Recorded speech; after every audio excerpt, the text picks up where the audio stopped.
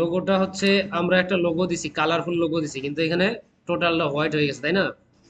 তো এই লোগোটা যদি ঠিক করতে চাই তাহলে অবশ্যই কিন্তু আমাদেরকে কি করতে হবে, আমরা ব্যাক এন্ডে যদি কোনো প্রকার কাজ করতে চাই বা আমাদের ওয়েবসাইটে যদি কোনো প্রকার চেঞ্জ আনতে চাই, তাহলে আমাদের আগে ওয়ার্ডপ্রেসে লগ ইন করে নিতে হবে, তাই না?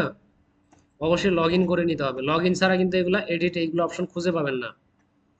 এখন লগ ইন করা আসি বলে আমি আপনার পাবলিক ভিউতে থাকা অবস্থাতেও আমার উপরে এই অপশনগুলো দেখাচ্ছে।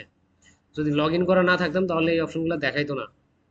ওকে, তো লগ ইন করা থাকা অবস্থাতে এই যে এখানে দেখেন যে কাস্টমাইজ, আমি আছি সাইটের পাবলিক ভিউতে। এই পাবলিক ভিউতে থাকা অবস্থাতে এই যে কাস্টমাইজটা আছে এইখানে চলে যাব। আচ্ছা, এরপরে হচ্ছে এইখানে দেখেন হেডার, এই হেডারে ক্লিক করে দেব। এখন এই যে লোগোটা, এই লোগোর এই পোর্শনটা তো এডিটেবল হয়ে গেছে, তাই না? এটাতে ক্লিক করে দিলাম। এই যে লোগোটা, এই লোগোটাই আমার এখানে জাস্ট হোয়াইট হয়ে আছে, তাই না? এইটা যেমন আছে ঠিক তেমন নিয়ে আসবো। সেটা করার জন্য আমাদের প্রথমে হচ্ছে এই লোগোর পোর্শনে এসে এই যে দেখেন ডিজাইন আছে, এই ডিজাইনে চলে আসবো। আসার পরে এই যে উপরে দেখেন লোগো কালার, হ্যাঁ এই লোগো কালার, এই লোগো কালারের এখানে ক্লিক করে দেব।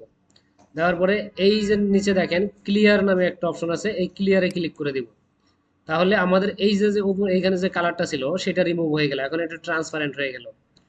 এখন আরেকটা কাজ আছে, এই যে দেখেন কাস্টমাইজ ট্রান্সপারেন্ট হেডার, তাহলে এইখানে ক্লিক করে দিব। দেওয়ার পরে এই যে ডিজাইন আছে এই ডিজাইনে চলে আসলাম। আসার পরে এইখানে দেখেন আবার আরেকটা লোগো কালার আছে হোয়াইট, এই লোগো কালারটা। তো এইটাকে যদি আমরা একটু ইয়া করে দেই, ট্রান্সপারেন্ট করে দেই, এখানে ক্লিক করে দিলাম।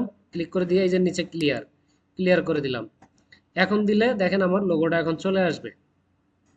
ওকে, এখন জাস্ট পাবলিশ করে দিলাম, তাহলে আমার লোগোটা চলে আসলো।